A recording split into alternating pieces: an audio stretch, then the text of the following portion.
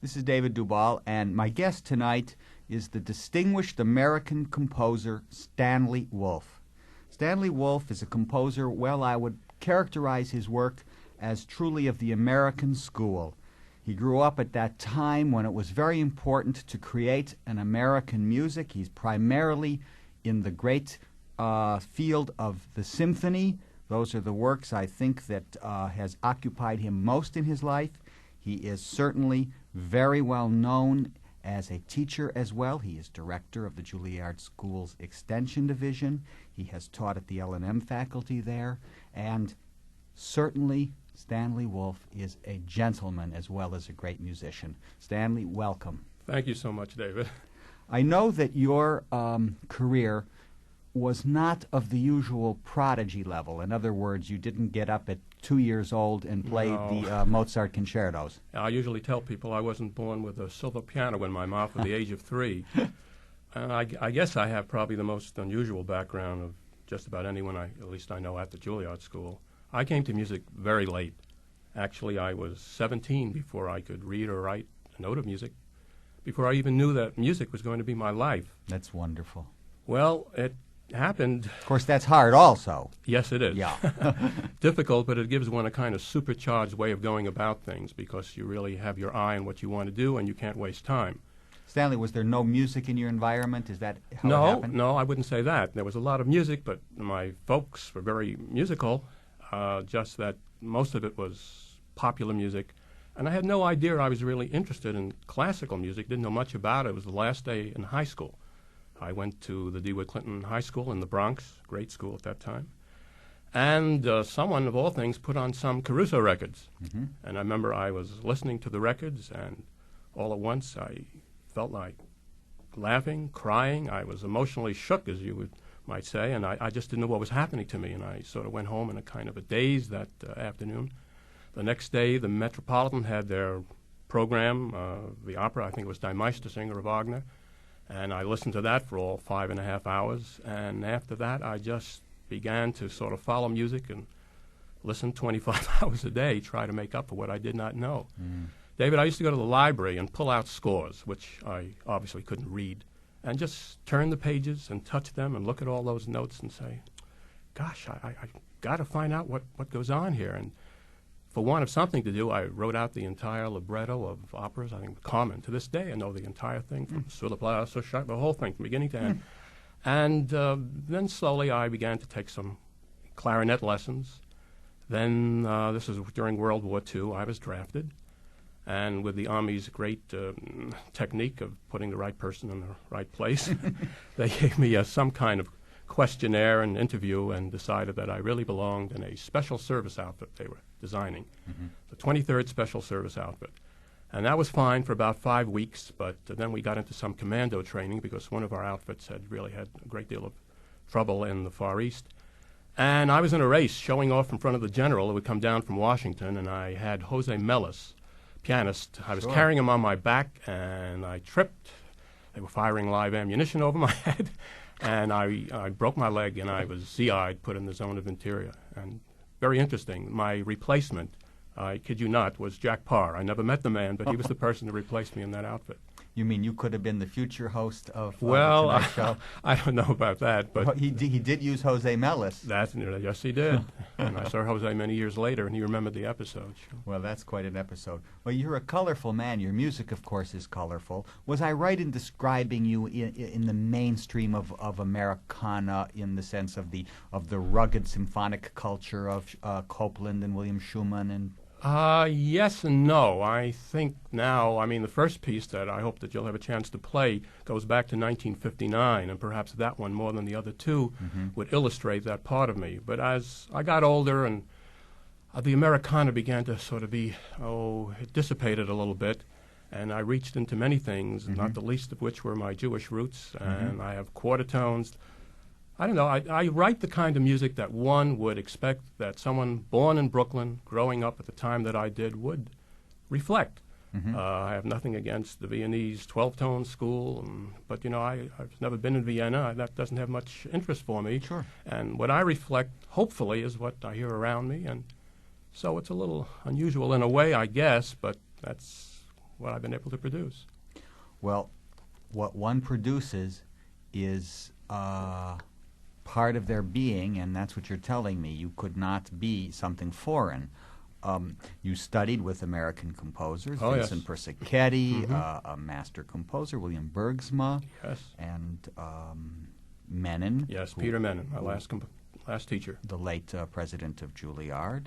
And your principal compositions have been for orchestra. Yes. You love the orchestra, don't you? David, all I have to do is hear an orchestra tune up, and I get weak in the knees. I mean, I just love the sound of an orchestra. When was the first time you heard one?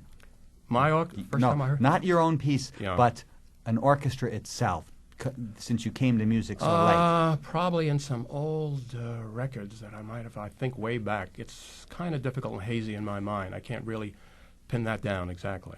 Stanley, when one composes a symphony, I mean, it is an awesome concept, you know. Yeah. One thinks of writing a book, perhaps, or doing a poem or a painting. It's like a novel. Very few people just get up in the morning and say, today I'm going to write a symphony. It's a time art. It's so difficult. When you completed your first symphony, how did it feel when it was first performed?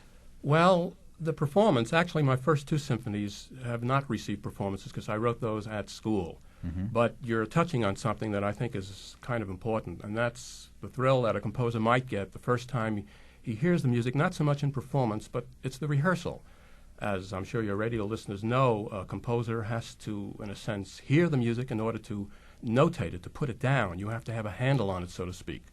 But that sound in one's imagination is exact, but it's not quite the physical sound you get when you hear that first rehearsal. Just people can't talk to me. I go up and down. I can imagine. I really get excited. Sure. As you said, the knees can buckle. I mean, it is, well, without doubt, it is one of the great inventions of mankind, the symphony orchestra. Yeah, Think of it. I know. And I get a little tired of people telling me, don't write symphonies, write I know, because of duets, course, be it for piccolo and mandolin and electronic something or other. It costs so much to do orchestral music now, That's even true. to copy it. I understand that. You can't resist, can you? No, I write because I just, I have to. We only live once, and by gosh, I'm going to do what is important to me and just write the kind of music that pleases me. Stanley Wolfe, do you know what we're going to do right now? We're going to hear All right. Movement 1 of your own Symphony No. 3. Tell me a little bit about it.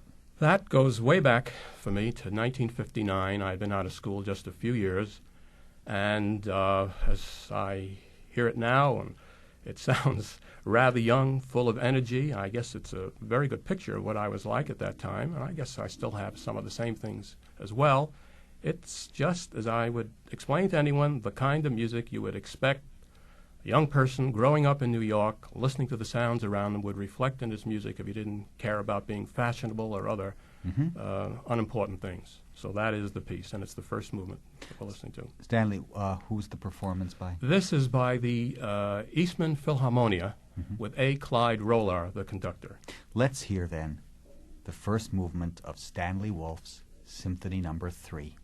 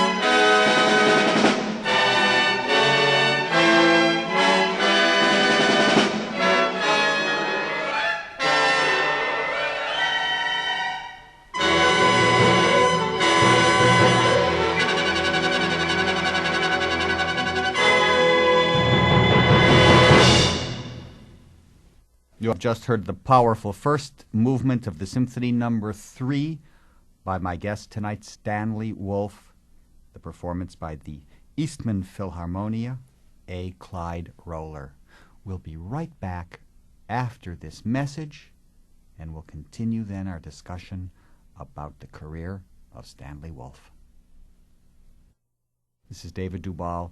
Stanley Wolfe is my guest, and if ever a man can be called busy, he is. I have seldom known a man to take teaching as seriously, and I know there are many wonderful serious teachers, but with you, it must rank along with your composing. It is in your life, they're equal, I think, because you walk around Juilliard with a certain passionate look, that kind of passion that's in your music. Yes, I guess one could describe it that way. I happen to love to teach, and it's just something I really don't spend much time preparing, because I sort of do that my whole life. I get in front of a class, and someone puts some chalk in my hand, and I say, "What's the topic?" and off I go. Yes, I love talking to people. Well, Juilliard is an exciting place. Yes. And you have, of course, students that are ready for you, so to speak. How do you encourage a young composer? Well, it depends on what level. I would imagine the first big encouragement a young composer might get would be to be accepted in the school, because I would guess maybe 1,000 composers think of entering the school during any one particular year, and maybe 200 make the inquiries and go as far as to ask for application blanks. And of those, after they see what's involved, perhaps 60 might apply, 60 to 80 over the full year. And we have exams at 3 different times during the year. Now, this is all in the regular division and not actually in the extension, in which I am more You're actually involved director. with, Yes, you're director. of the extension. But And for a long time, right? Right, but Yeah. just finishing the story, of the 60 or 80 that might try for the regular school, I would say approximately 3 to 4 might get in the normal year. So it's 4 out of, 1,000? That's not very many. It's more difficult than getting into medical school, I believe. Well, you're a very celebrated teacher of composition, of course, and you've had some tremendous students. Well, yes, I guess I have go back with a lot of major names, although the one that I find most ironic in a way, because as he's developed in terms of what he's been able to do as a name, I take my hat off to him. It's really amazing. But in terms of his aesthetic, I guess we're about as far as one could be. And here I'm talking about Philip Glass. I was actually Philip's first composition teacher when he came to Juilliard from the University of Chicago, I believe. So it actually proves more about your teaching ability that, the student turns out so differently. Yeah, well, I would hope that would be the case, because part of what I attempt to do with students is to sort of make them independent of me, because there's nothing more pathetic than someone studying with a teacher for 5 or 6 years. When they leave school and leave that teacher, they find they can't put a note down because they have depended too much on that person. Yes. That's not the way to go about teaching composition. Yes. Well, right now, Juilliard has a new president, Oh, yes. Joseph Polisi, and he is an admirable administrator and person. Yes, we all have great expectations, and it's certainly coming about. I must say that this gentleman has sort of freed me to do a number of things that I think will just be great for the school, and hopefully we'll be announcing some of them in the next few months.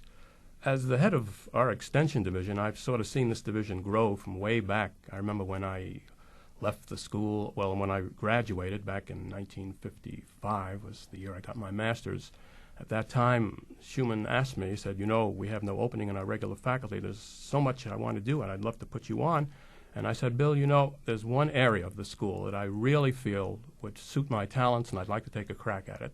And we began to discuss. At that time, we had one class in our extension division, one wonderful lady, Marion Bauer, with her music appreciation class. And we had about, 10 or 11 students in that class, and that was just about it, except for a few that would fit into regular division classes.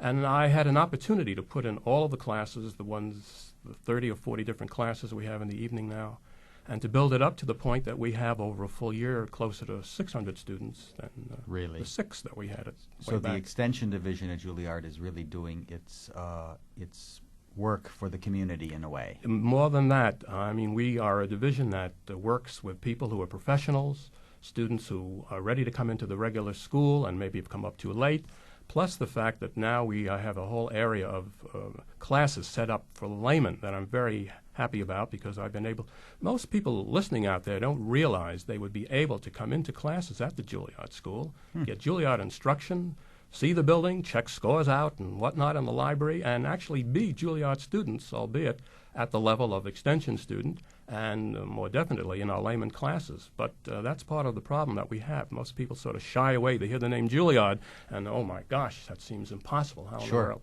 And of course, we're not talking about the students who have made Juilliard famous as in our regular division. Yes. But there are options for people who would like to do some studying Yes, at this the is school, not the college division. This is the extension division, correct. open to the community, and you have done wonderful work there, and I'm so glad that you've just talked about that. Stanley Wolfe, you're a master composer, master teacher. Is it true you're a great chess player? That's only half true. I am a chess player. Great I'm not, unfortunately. That seems to be one area in which I've not been able to take an expertise along. Yes, I love chess, but I would hardly describe myself as a great player. I can beat the average person who doesn't really know that much when you compare him to the professional, and I'm not in that league. Are there anything are there things in common in playing chess and in composing? Have you ever thought of that? I find that composing music is so unique that I sort of shy away from making any comparisons, because I think it might even be misunderstood. I suppose in a very general way one can talk about the beauty of chess, where you mix patterns and there is something very creative about it, but actually that really doesn't, there's no direct comparison to writing music. I don't find it to be that way. When I hear you talk about music, I come back to that story of when you were 17 and how all of a sudden you had to you think of music as a sacred thing, don't you? Well, if I could just elaborate on that just a little bit. I mean, I discovered music very late. Then I was due to be drafted, which I was. The day before I had a report to, I guess it was Fort Dix, I went up to the old Juilliard building on 122nd Street and sat on a bench across the street from the Juilliard School and looked and saw all those young people going into that school. And I said to myself, gosh, how lucky, how wonderful. Don't they realize what a great advantage it is to do that? Of course, I was due the next day in the Army. It was World War II, and I was glad to go. But it took me a while to sort of, then after I got in school, I had quite a time, and I don't know if you want me to go into all of that, but I was sort of like the angry young man at Juilliard and got involved in a lot of rather difficult times until I guess my teachers finally began to understand the kind of intensity that I had, because I'd come to music that late. Well, maybe you were also angry because certainly you did your patriotic duty, but you had to wait those 3, 4, 5 years to get started. I didn't quite reason it that way unless it was on an unconscious level. It was just that I knew what I wanted. And when a teacher would take a look at my music and say, well, you know, you ought to change this or put that in there, I would hit the ceiling and say, now, wait a minute. That's my music. I don't want to make changes. Tell me why, you know, and I'd insist upon it. And at the beginning, they didn't quite understand me. It took a while. But I must say, now I'm the best of friends with all of my ex-teachers. Oh, it's always good to make peace, as they say. Yes, it is. Stanley, we heard from your third symphony, 1959, which I believe had its premiere in Albuquerque. Yes, it did. We're now going to hear the second movement. Is that the slow movement? The slow movement of my Symphony Number 5. That's a 1971 work? 71 work, and that was a work commissioned by Lincoln Center for the first year of Juilliard's occupation of our building down there, although it took us another year or two until we were able to get to that event. And it's a slow movement, and I guess kind of different than the first movement of the earlier piece that was played just before. But it represents something, I don't know, kind of deep. It was about somewhere around my fourth symphony that I began to get to quarter tones, those tiny divisions of notes that I felt was expressing something that I had to reach. And at the tail end of this symphony, it just sounds like a cry to me. As I hear it now, it's very deep. I wish I could explain what it means, but I have to tell you I do not understand my music to the point of being able to tell you all of that. I just know that I had quite an emotional commitment to it, and gosh, I hope people feel the same way when they hear it. Well, music is, in a sense, so absolute that words can't describe it, really. Yes. We're going to hear the second movement of your Symphony Number 5, and the performance is by? This is with the Juilliard Orchestra, and George Mester is the conductor. Absolutely. Stanley Wolfe, Symphony No. 5, second movement.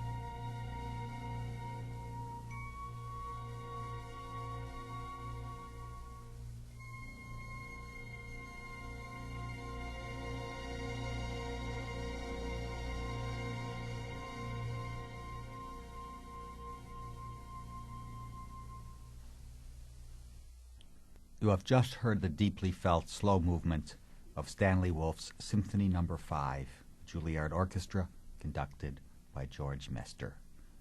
Right after this message, more music by my guest, Stanley Wolfe. This is David Dubal. It's my privilege to be talking to Stanley Wolfe, who has encouraged many students, who himself composes in every minute he can find away from the chessboard and the classroom where he teaches at the Juilliard School at Lincoln Center. Stanley, life is not simple when one wants to be a composer. First of all, you have to find a way of making a living.